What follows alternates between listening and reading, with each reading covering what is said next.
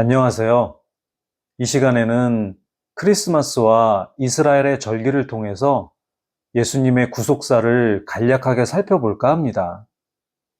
먼저 크리스마스가 12월 25일로 정해진 이유는 초기 기독교의 역사와 이교도의 문화, 그리고 신학적 해석이 결합된 결과입니다.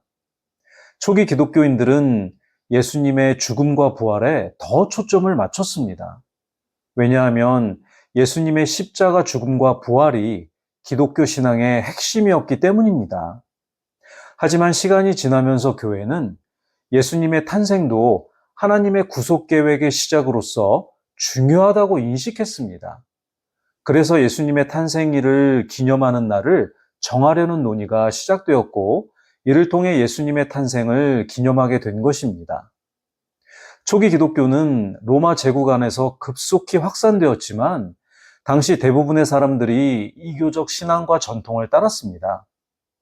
그래서 기독교 지도자들은 기존의 이교적 관습을 단순히 제거하기보다는 이를 기독교 신앙으로 변형하거나 대체하려는 전략을 사용했습니다. 그 당시 로마 제국에서는 12월 25일에 태양신을 숭배하는 축제, 솔 인빅투스라는 축제가 이날 열렸습니다. 솔 인빅투스는 무적의 태양신이라는 말인데요. 즉, 태양의 재탄생을 기념하는 축제로서 동지를 지나 낮이 길어지기 시작하는 시점을 축하하는 의식이었습니다. 이와 더불어 12월 중순부터 로마에서는 사투르날리아라는 축제가 또 열렸는데요. 농업과 풍요의 신 사투르누스를 기념하는 행사였습니다. 이 축제는 로마인들에게 가장 중요한 축제 중 하나였으며 풍요와 다산을 축하하고 사회적 계급을 초월하는 특별한 날로 여겨졌습니다. 현재 크리스마스의 선물 문화가 이 축제에서 비롯된 것으로 보이기도 합니다. 초기 교회는 당시 이교도들의 이러한 관습을 기독교 신앙으로 대체하기 위해 12월 25일을 예수님의 탄생일로 정했습니다. 그 이유는 이날이 로마에서 태양신의 탄생일로 여겨졌기 때문에 교회는 이를 새롭게 해석하여 예수님의 탄생과 연결시켰습니다. 예수님께서 요한복음 8장 12절에서 나는 세상의 빛이라고 말씀하신 것처럼 12월 25일은 어둠 속에 빛으로 오신 예수님의 탄생을 상징하기에 적합한 날로 여겨졌습니다. 또한 말라기 4장 2절에서 메시아를 의의 태양으로 묘사한 구절은 동지 이후 낮이 점차 길어지며 빛이 증가하는 자연현상과 맞물려 예수님의 구속사역을 상징적으로 나타낸다고 보았습니다. 이후에 이날은 교회의 전통으로 자리 잡아서 오늘날 우리가 크리스마스로 알고 있는 날로 이어지게 되었습니다. 그러나 성경적으로 볼 때 예수님이 12월 25일에 태어나셨다는 직접적인 증거는 없습니다. 오히려 예수님의 탄생은 초막절에 일어났을 가능성이 더 높습니다.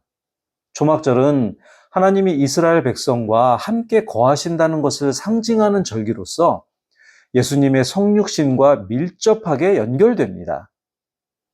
그러면 이스라엘의 절기를 통해서 예수님의 구속사를 살펴보도록 하겠습니다. 이스라엘의 절기들은 유대 달력에 따라 특정 날짜에 정해져 있는데요. 유대 달력은 태음력을 기반으로 하고 우리의 태양력과 다르기 때문에 날짜를 현대 달력으로 환산할 필요가 있습니다. 먼저 6월절은 유대 달력으로는 니산월 14일이고 현대 달력으로는 3월 말에서 4월 초입니다. 6월절은 이스라엘 백성이 애굽에서 해방된 사건을 기념하며 어린 양의 피로 죽음이 넘어갔던 것을 상징합니다. 출애굽기 12장에 기록되어 있습니다. 예수님께서는 6월절 어린 양으로 오셔서 십자가에서 죽으심으로 모든 인류를 죄와 죽음에서 해방시키셨습니다. 고린도전서 5장 7절에 기록되어 있습니다. 두 번째로는 무교절이 있습니다. 유대 달력으로는 니산월 15일에서 21일이고 현대 달력으로는 4월 초입니다. 무교절은 누룩 없는 빵을 먹으며 죄 없는 순결함을 기념하는 절기입니다. 예수님의 무덤에 묻히신 사건은 무교절을 성취합니다. 그분의 죄 없는 희생은 우리의 대속을 이루셨습니다. 세 번째로 초실절이 있는데요. 유대 달력으로는 니산월 16일이고 현대 달력으로는 4월 초입니다. 초실절은 첫 열매를 하나님께 드리는 절기입니다. 레위기 23장 10절에서 11절에 기록되어 있습니다. 예수님은 초실절에 부활하심으로 인류 구원의 첫 열매가 되셨고 모든 믿는 자들에게 부활의 소망을 주셨습니다. 고린도전서 15장 20절에 기록되어 있습니다. 네 번째로 오순절이 있는데요. 유대 달력으로는 니산월 16일부터 50일째 되는 날이고 현대 달력으로는 5월 말에서 6월 초입니다. 오순절은 하나님께 감사의 제사를 드리는 절기입니다. 성령 강림은 오순절에 일어났으며 초대교회의 시작을 알리고 복음이 온 세상으로 퍼지는 계기가 되었습니다. 사도행전 2장에 기록되어 있습니다. 다섯 번째로는 나팔절이 있는데요. 유대 달력으로는 티슈리월 1월이고 현대 달력으로는 9월 말에서 10월 초입니다. 나팔절은 나팔을 불며 하나님의 임재를 준비하는 절기입니다. 나팔절은 예수님의 재림을 상징하며 모든 성도들이 하나님 앞으로 모이는 날을 예표합니다. 마태복음 24장 31절에 기록되어 있습니다. 여섯 번째로는 속죄일이 있는데요. 유대 달력으로는 티슈리월 10월이고 현대 달력으로는 10월 초입니다. 속죄일은 대제사장이 이스라엘 백성의 죄를 속죄하던 날입니다. 레위기 16장에 기록되어 있습니다. 예수님은 우리의 대제사장으로서 십자가를 통해 우리의 죄를 영원히 속량하셨습니다. 일곱 번째로는 초막절이 있는데요. 유대 달력으로는 티슈리월 15일에서 21일이고 현대 달력으로는 10월 중순입니다.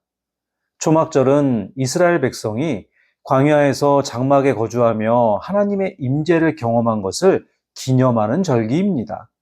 레위기 23장 33절에서 43절에 기록되어 있습니다. 예수님의 성육신은 초막절의 상징을 성취합니다. 요한복음 1장 14절에서 말씀이 육신이 되어 우리 가운데 거하시매라는 말씀에서 거하시매라는 원어를 보면 스케노라는 단어인데요. 이 말은 천막을 치다 또는 야영하다라는 의미로 초막절과 깊은 관련이 있습니다. 또한 누가복음 2장 8절에 나오는 목자들이 밤에 양을 돌보는 장면은 가을 초막절 시기와 일치합니다. 결론을 말씀드리겠습니다. 크리스마스가 12월 25일로 정해진 것은 초기 교회가 예수님을 세상의 빛으로 선포하며 이교도의 문화를 대체하려는 의도에서 시작되었습니다. 그러나 성경적으로 예수님의 탄생은 초막절 시기에 더 가까운 것으로 보입니다. 이스라엘의 절기들은 예수님의 탄생, 죽음, 부활, 성령 강림, 그리고 재림까지 구속사의 과정을 상징적으로 보여줍니다. 크리스마스를 맞이하며 이 절기들 속에서 나타난 하나님의 구속 계획을 묵상하고 예수님께서 세상의 빛으로 오셔서 우리의 죄를 대속하신 은혜를 감사하는 시간이 되기를 소망합니다. 감사합니다.